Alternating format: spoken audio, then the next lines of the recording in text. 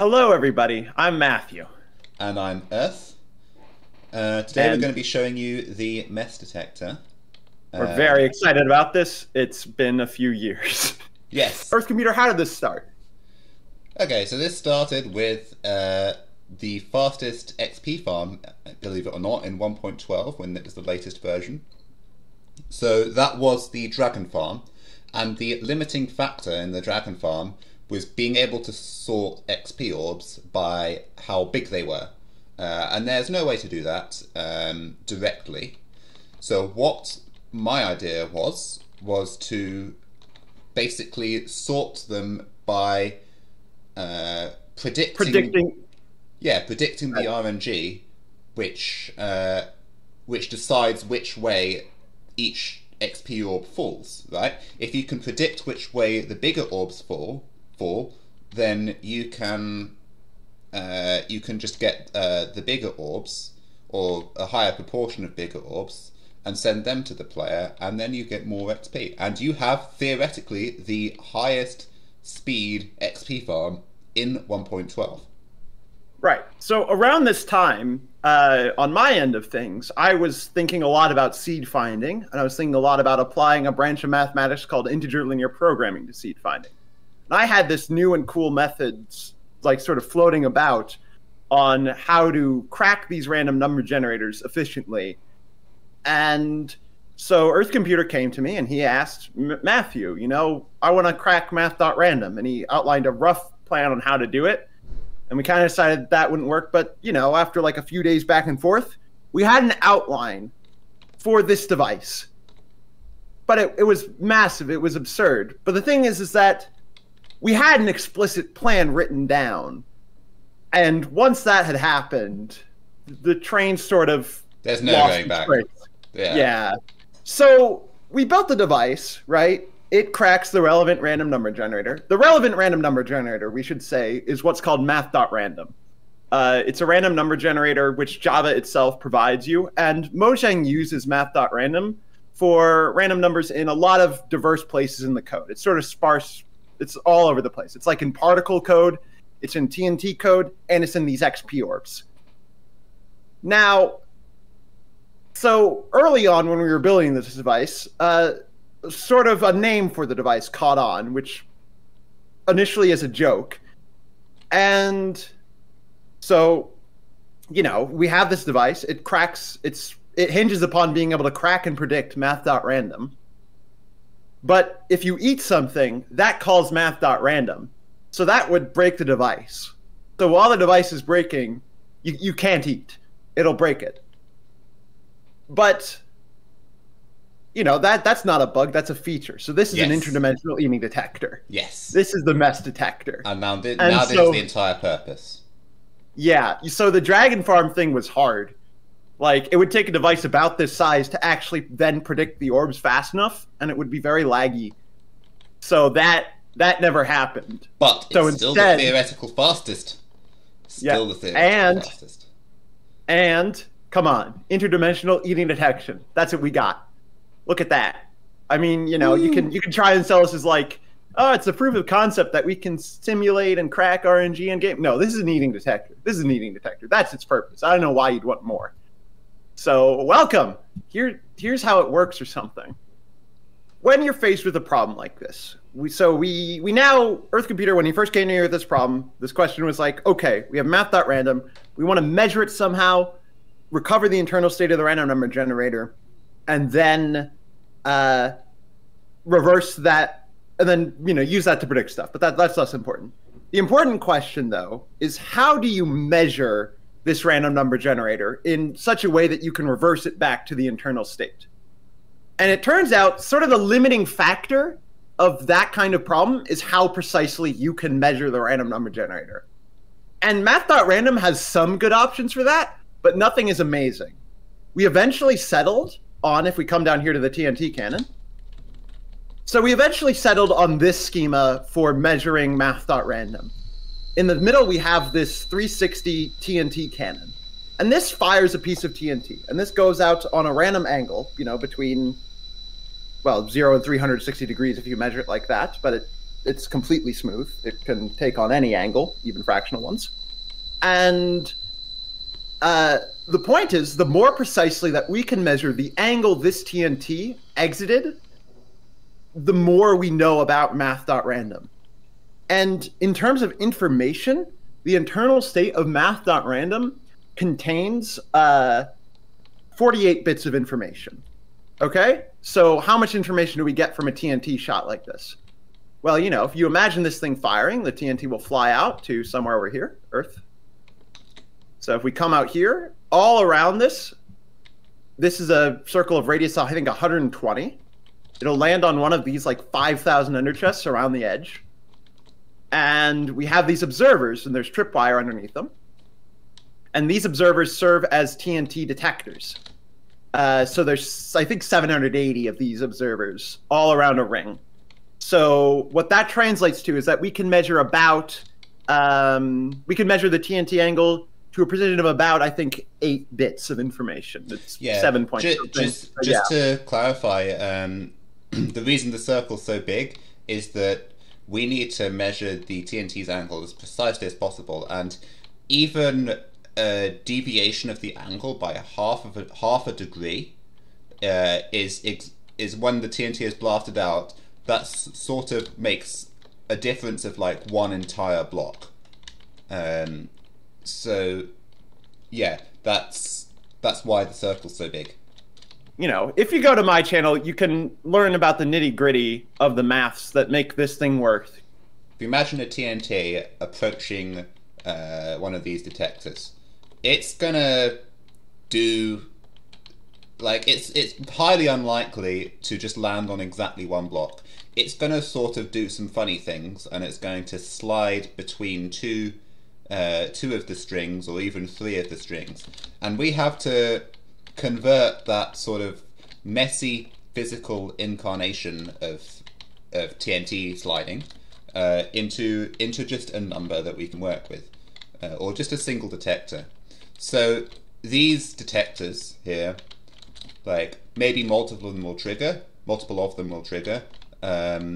They will go down these rail lines here, and then here the first step is a pulse extender. So this may not look like a pulse extender, but it is a pulse extender, one wide pulse extender, and so this sort of redstone flash here will turn into a longer flash, obviously, and then what you have here is a D flip-flop. So this is on a global timer, and basically it's like 80 ticks after the TNT fires or something.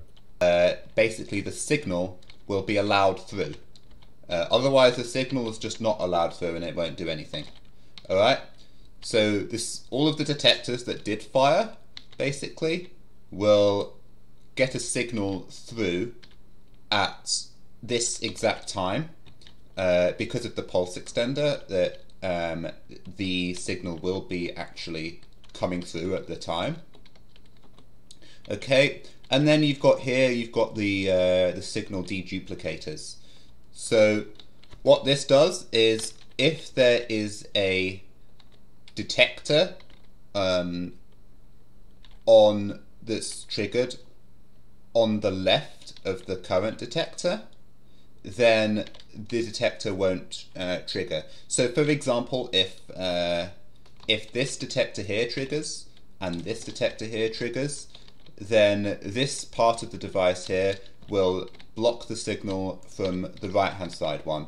So what you actually get is the leftmost detector will be the one that gets its signal going through. And right? maybe worth a comment, that's why we have this ugly circuit over here, because our detectors are laid out in a circle, but over here we have to have, because the detectors come off the circle in these 4 directions, we have to have these ugly little ways of doing this circuit around a corner. Yeah, so here's the corner cases. And horribleness. But yeah, ultimately the point of this is we just need a consistent way to assign a detector to a measurement. And we could have chosen a number of ways, but this way, standardizing the time where the measurement is taken and standardizing that we always take the leftmost detector that got triggered. So now we gotta, we have a pulse at a detector. We now know which detector fired. And we've got to turn that into a number which my algorithm can use. And so what we have here is actually a big lookup table. So in these observers in Sandstone, we've encoded some binary information. And what this represents is the top 10 bits of, I think, the largest seed that would have triggered that detector, is how I think this works. Yep, I think that was it. And so the point is that you could record all 48 bits, but there's a lot of redundancy built into the algorithm for other reasons. And here it lets us get away with only storing 10 bits of a 48-bit seed, but they're the most significant ones. Yeah. So we take these 10 bits, and we actually fire 7 shots of TNT out of that central cannon. So that's 10 bits of information from each one, roughly. And like I said, you need 48. So you can see that we're really well past that 48-bit mark. There's some loss elsewhere in the system, but this is plenty of information. The one question is, how do you actually recover the internal state of a random number generator from just this information of the seeds which actually got fired out? The observers here, they will activate and they will trigger these budded rail lines, turn them off if there is an observer underneath. Otherwise the rail underneath triggering won't do anything to the rail line. And then it comes round to here. So down here, this just converts it into hexadecimal. And the hexadecimal system gets shot up through these funny comparator lines. Up to this circuit. So this circuit looks very large. It's the big boy. Yeah. What this is we measured 7 shots of TNT. And that gives us a vector of these 7 measurements, which, our lookup table recorded. So we have a vector coming into this circuit of 7 numbers. And if you go through my videos and you look at what my algorithm's actually saying, in this instance, what we've done is we've pre-computed a 7x7 matrix. And essentially multiplying this vector by this matrix gives us something very, very close to what we want. So all that this circuit is, you can see how there's sort of 7 different paths through it. Those are like 7 columns in a 7x7 matrix. So that's the global scope of what you're seeing here. So we can maybe talk a little bit about how an individual multiplier works. Yeah, so as a number comes up through here, you can see that this number gets distributed out to all of the different cores here. And let's just pick the top core, why not? What you actually have is a hard-coded value here, which we're going to multiply that number with. So we have a C and we have a 4, and that number will come round in here and be multiplied by that number. For each TNT shot, there is a different number that each one's going to be multiplied by. Yeah, it's a dot product, really. Yeah, so yeah, and the number is then multiplied by this thingy thing here. This is a 16-bit multiplier. Actually, I think we cut it down to 12 for some reason, but we didn't have to do that. But it was originally a 16-bit one. Oh, was it? Okay. Yeah, but okay. So it's a 12-bit multiplier then. And coming out the back here, so one of the disadvantages of this multiplier is we couldn't make it handle negative numbers. All right. So our matrix that we're multiplying this input number by, it has negative numbers in it.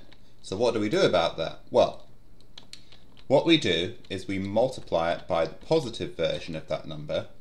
And as you know, as you should know, well, the input's always positive, so you're either multiplying a positive number by a positive number, and you will get a positive number out, so then the multiplier already does the right thing.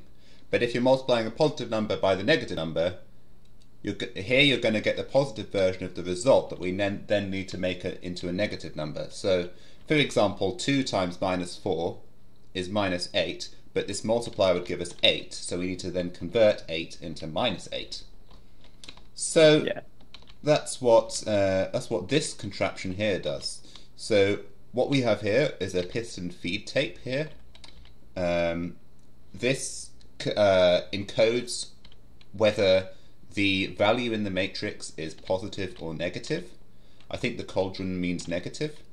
And if it's negative, then what we will, with a little asterisk here, what we will do is negate the number. And if it's positive, then we will do nothing to the number. So then what we get out is the real result of the multiplication. Now, yeah, we aren't actually negating the number, because negating the number is hard. Just to interject, Red CMD built this multiplier for us. Thank you so much, Red CMD. It's not Red CMD's fault this multiplier couldn't do negatives or whatever. I think it's sort of related to that thing where we cut it down to 12 bits or something. But we had the device pretty built. Then we're like, wait, there's negative numbers. And for whatever reason, this was a problem. And then I think I came up with this insane plan to staple on these signs to the. I'm sorry, Red CMD. Your multiplier would have been able to handle negatives. We would have been able to do 2's complement. We're in too deep. This is just a complete. This was stapled on to an otherwise. I think it was to do with sign extension, but yeah. Yeah, something like that. Like, we need the output to be a certain number of bits and the input, and so it needs to be filled up with ones up top. Yeah. Okay, so what you can do to do something very close to negating a number is you can just flip all the bits in the binary representation. All right, and so that's what this does here. Flipping all of the bits in the binary representation of the number actually ends up being one off from the real negative version of the number if in 2's complement. So what we then do is, because this matrix is hard-coded and we know exactly how many negative numbers there are in it, we know exactly how far off we will be, and so we can then remember that error for later. All right? Yeah. But anyway, this pink circuit is where the 7 TNT shots get combined into one number in each core. It just adds up the outputs of the multiplication, and then it's adding on another magic constant here, and it's doing that so this is a cumulative adder. It just keeps a running total of the numbers that come in, but we're not initializing it to 0 as we would normally do, because we want to add a constant. So we initialize it to that constant. And this magic constant is where we store the offsets from the error offsets from the negation, along with a couple of other constant errors from the entire thing, along with another magic value which already comes from the math that we need to add on. Yeah, and I'd also call that one an error. There's sort of this error coming from the fact that the random number generator adds 11. It doesn't add 0. So there's an error term coming from that. There's an error term coming from these minus signs. There's an error term coming from the fact that we only stored the top 10 bits of the numbers. And there's an error term coming from the fact that at the very end, the dot product that we do at the very end of this whole process should also have a constant added to it, but I didn't want to do that. So I pulled that constant all the way back through the math and added it here as well. And then there's another error too concerning negation. These are the most disgusting magic constants ever. Like, every time I've tried to explain them, I've remembered a new thing which these things get eaten up in. It's the single worst piece of code I've ever written. All right, so then this next bit of the circuit this is a right shift by 10. So what that means is it divides this number by 2 to the power of 10, which is 1024. Yeah, it is 10. So sort of the reason behind this is okay, I mean, we're gonna have to go watch my video, but roughly we're exploiting the fact that the vector of the TNT angles falls on what's called a lattice. And the matrix that we've multiplied by, you can describe a lattice with a matrix, and the matrix that you multiply by is roughly the inverse of that matrix describing your lattice, is what's relevant to this process. And when you invert a matrix, you get a determinant coming out in the formula. And very roughly, that determinant here means that we should be dividing by 2 to the 48. So, okay, but here we're dividing by 2 to the 10. Where'd the other 2 to the 38 go, right? Because I said we'd need to divide by 2 to the 48. Well, it's in the constants that we stored down below. So we only stored the top 10 bits of each seed. That's like storing the seeds divided by 2 to the 38 and then floored. So this is where the other 2 to the 10 goes. So we're really dividing by 2 to the 48. And 2 to the 48 is a very natural number because the internal state of these RNGs is 48 bits. But that's why there's 10. It's because we stored 10 bits down below, and we have to do the rest of that division. So we've stored enough precision to like do the part of the multiplication that matters. We've divided out by stuff that can't affect the final output. Yep. But yeah. Yeah, and so this shift right by 10 just divides by 2 to the 10 and then floors it. That's what it does. It's much easier to divide by powers of 2 in binary than it is to divide by some magic number, so that's why this circuit is so small. And then it goes through this spaghetti. Yes, this all the output gets transferred down to here, and they all get accumulated through here. We bullied a number of our friends into helping with this wiring. Oh yes, and there were a couple of issues where they were wired wrongly, but they were fixed at the end. Is the nether quartz ore still here? Look, it's there. Yes, so this was an instance where it was wired wrongly. Yeah, this was like the last thing wrong with the device. Like we had to track down, but like this line was missing. That's why it's a different type of block. All right. Okay, so then it comes through here. I don't remember what these piston things are for. Oh, it's very simple.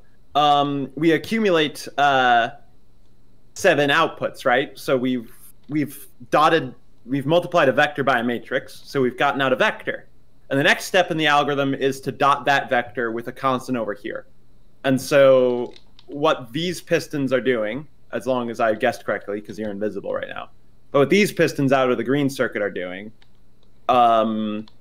is that they're in charge of that dot product. They're in charge of making sure that the value currently being read is the correct term in the dot product. Yep.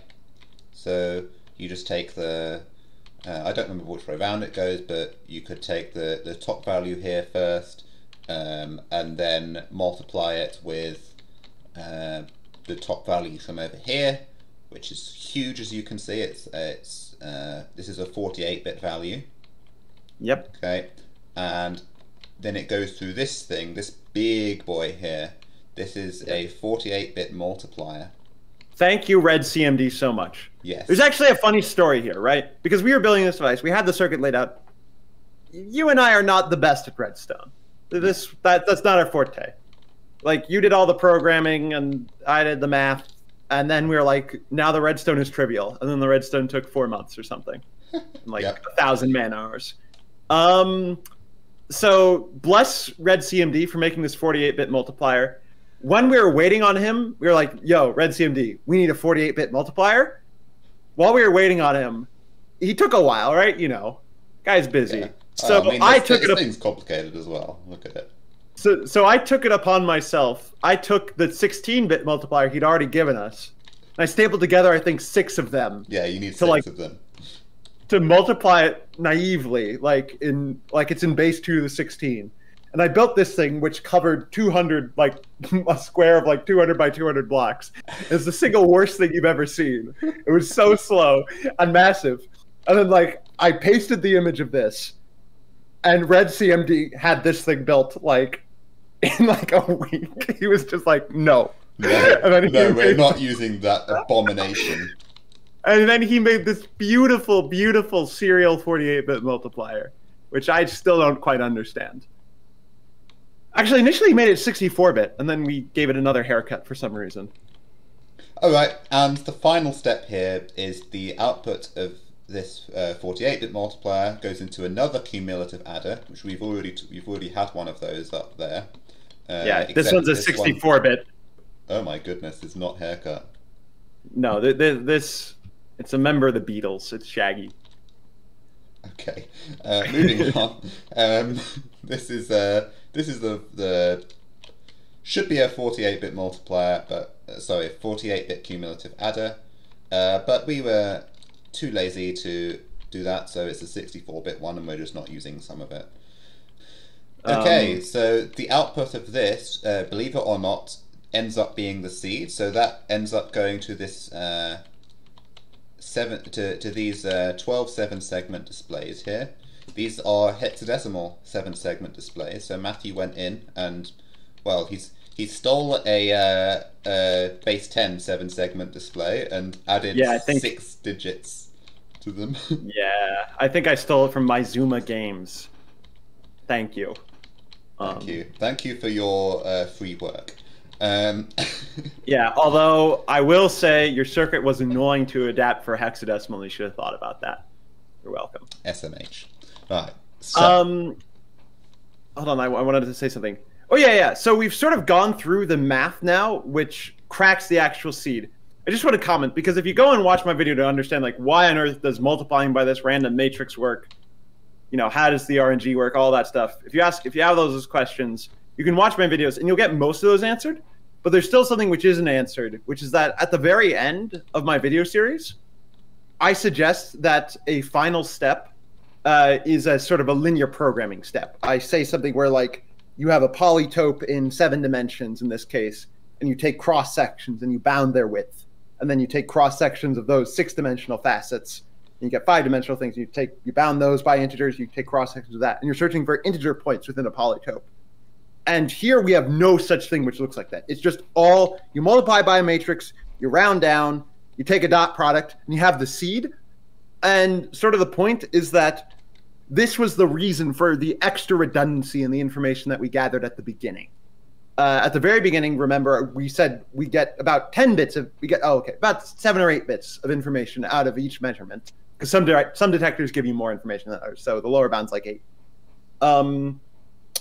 And, you know, but we're measured 7. We only needed 48 bits. 7 times 8 is larger than 48. And so the reason for that extra redundancy is that it so overdetermines the seed that the search process that I describe at the end of my video, every bound has only one integer it could possibly be. So basically we can just round to the nearest integer point, roughly. Or in fact, we've even arranged it here so that the nearest integer point is always when we round down. We've made sure the error always overestimates rather than underestimates. Yeah. And so in this way, we can dodge the disgusting linear programming loop. We can dodge like ever saying the word simplex algorithm or whatever linear programming method you prefer. Our polytope is just so small, our seed is so overdetermined that just rounding to nearest is guaranteed to find the integer point that actually lies inside the polytope. Yeah, and the rounding is mostly done by that division by Yes. 2 to the 10 by over there. Okay. Exactly. So let's talk about the orthogonalizer 3000. The orthogonalizer, I think it's an orthogonalizer 5000. So, like I said, we're trying to get this detector really small, right? It may not look like it to you, but this circle is quite small for what this is doing.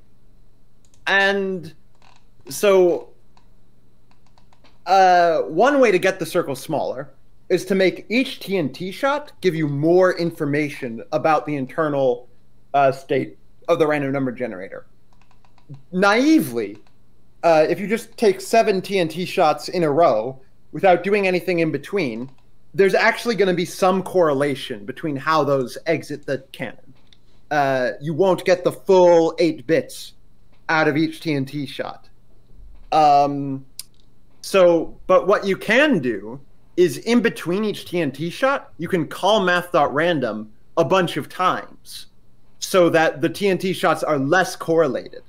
So what that means is that observing a new TNT shot is more like observing an independent event, and you get more bang for your buck. You get more actual information about the internal state for what your measured values were. So this lets us shrink the circle by a diameter of about, I think, 20 or so blocks. And geometrically what this is doing is the lattice that we do lattice reduction on, the matrix that we invert by, the columns are closer to orthogonal. That's the main point of this.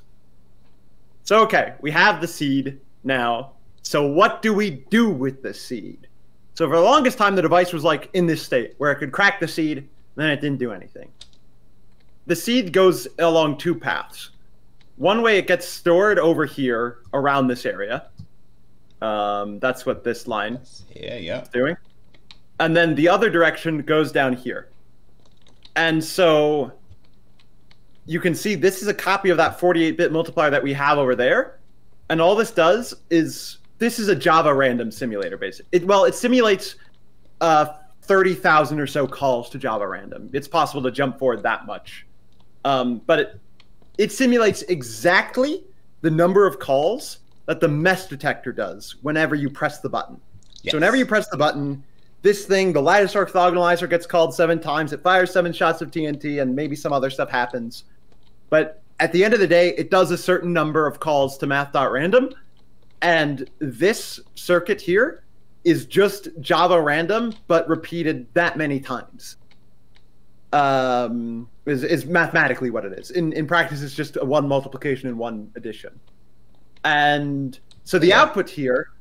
Multiplication, multiplier here, addition is here, another copy of the adder from up there. Yeah, and so the result of this is that we have stored the predicted value for the next time that we press the button. So over here we get stored the next time, what we expect the next time we run the Mess Detector. And so if they agree, that means that no or a multiple of 2 to the 48 calls to Math.random occurred between the 2 button pushes. But if they disagree, that means something somewhere outside of the Mess Detector has called Math.random. And so the result of this is that our device no longer does nothing. It is now an interdimensional eating detector. Yes. So if you have a player anywhere in the world, it could be another dimension, out at the world border, and they dare to eat, the game will create crumb particles, causing a massive mess. And this massive mess will affect Math.random, which will now be 46 calls more advanced than it should be. Oh dear. And this device, you can't escape Big Brother. It's watching you. It knows when you've eaten. I hope you enjoyed the machine. If you want to build this in your world, then there will be a world download. It doesn't work. Oh, wait. Yeah. Doesn't work on single player. Doesn't work on single player. You have to do this on a server. You don't let it run on the device. It doesn't work if there are any mob spawning algorithms happening. So either turn off mob spawning, which would be cheating, which is what we've done here, or have 4 mob switches in the world. It does work. Yeah. In fact, you need mob switches in every dimension, I believe. Yeah. Although I think it works if there's no players in the other dimensions. Yeah, and players can't switch dimensions. That does a Math.random call. Yeah, no switching dimension.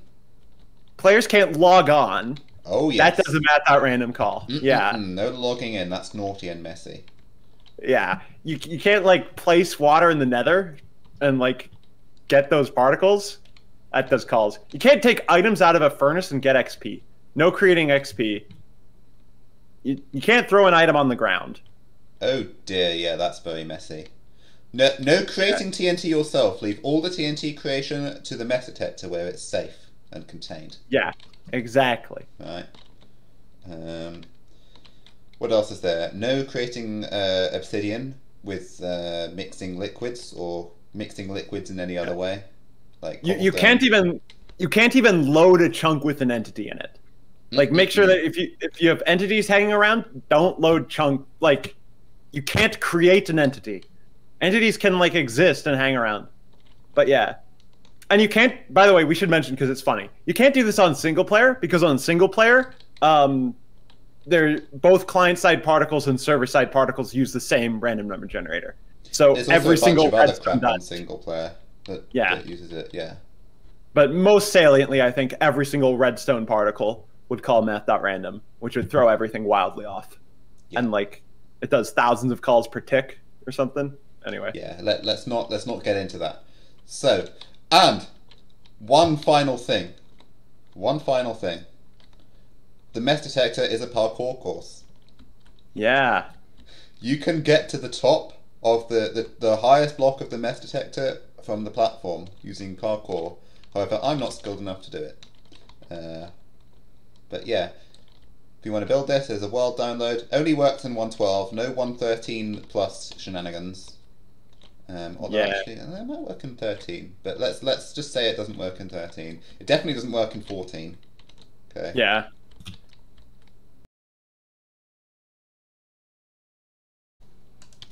This is the Mess Detector, and this is, well, I am Earth, and this is Matthew here. Hello, I'm Matthew Bolin. Hi, Matthew Bolin. I'm Earth Computer, and this is the Mess Detector. So, it's happening. It's happening. It's Mess Detector time. We're doing this. Yeah. Don't even stop the recording. I haven't stopped the recording. Well, Earth Computer. I'm left with a burning question. What is Math.random? It is a random number generator used by the game for... Stop laughing.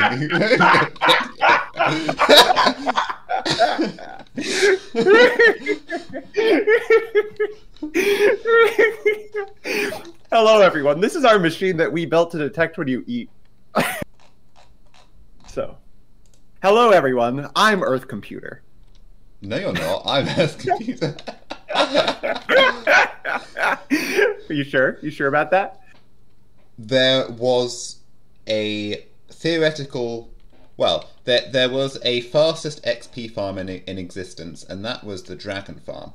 The Dragon Farm was giving you so much XP that the limiting factor was how fast the player can physically take in XP. The player can take in 10 XP balls per second, so what you want is for the XP balls to be as big as possible. But the problem was that there was no way to sort XP balls at all. Yeah, the dragon has 6 balls, but only 2 of them are large. Yeah, we need the dragon's 2 big balls.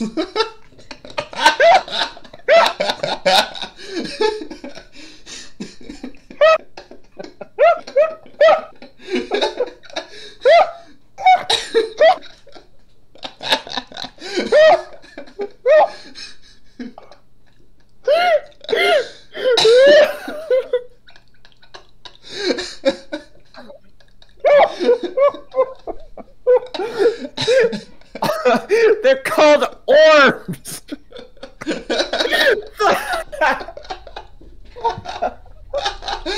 Look, I didn't think of that word.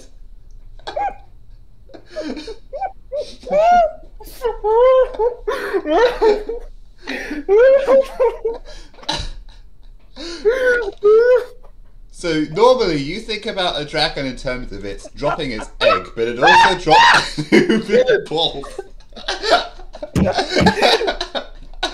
And we are after those 2 big balls. My eggs are dropping listening to this. Professional This is half recording. slab here. Get back here.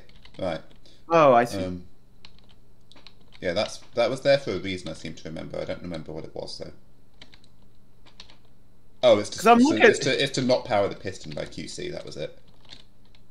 But doesn't that... Okay. Because if you imagine the piston was a block up, it would be powered through a full block here. And that's a problem because of random redstone dust update order. Like, if this was to turn off before this one, the piston could get stuck on powered. Oh, okay, I'll believe you. That's the reason. All right. Great, that's one block explained. 3,000. More than 3,000, like 100,000. There's 300,000 snow slabs down there. You need to explain every single one of them. You know, if you go to my channel, you can learn about the nitty-gritty of the maths that make this thing work. I'm sorry, I paused for a second there just because I said maths, and I realized that your Britishness is rubbing off of me on me. Yes. Anyway, come over here. Look up table. Look up table time. But actually, no. Before we talk about any of this, let's talk about the orthogonalizer 3000. The orthogonalizer. I think it's an orthogonalizer 5000. Was it? Oh, I think I'm pretty sure it was 3000. I'm pretty sure it was 5,376. Hang on, now I need to check because we do have it written down. Oh boy, how many digits do you think I got right, chat? Take your guess right now. 3 or 4 digits right.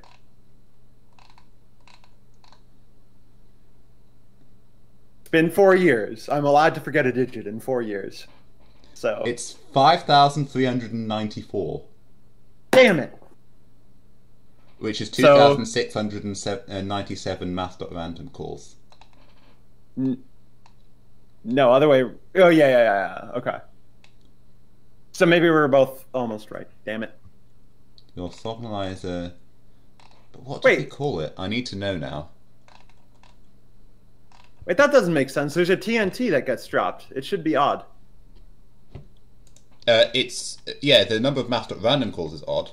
But you've got to times it by 2 because each Math.random call advances it twice. Yeah, but items do 4 calls. Okay. Yeah. Okay, I'm gonna have to search the channel for orthogonalizer. Orthogonalizer. Okay. While Earth Computer's doing that, I'll just mention the point of this. So, like I said, we're trying to get this detector